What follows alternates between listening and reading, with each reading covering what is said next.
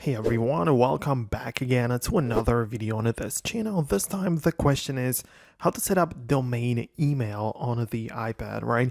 You probably know that you can add your Gmail account to the Mail app and even some other ones, but what if you have like a very specific one with your own custom domain? So let me show you how it works.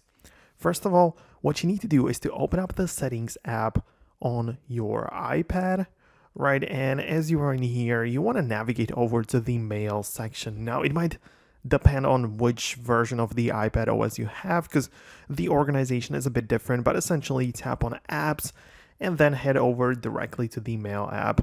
And in here, you want to click on mail accounts and click on add new account.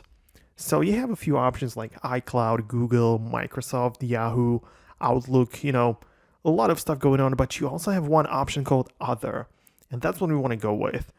And you need to essentially just type in add mail account. And there are some things, of course, you need to type in your name, the email with the new domain, and the password.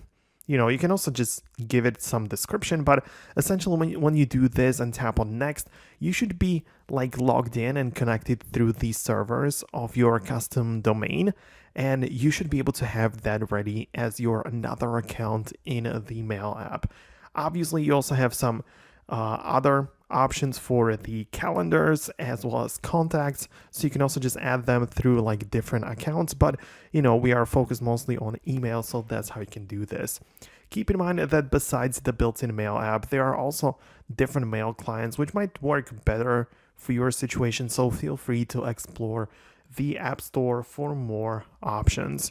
But that would be about it. Thank you very much for watching. Hit the thumbs up if you liked the video, subscribe, and I'll see you in the next tutorial.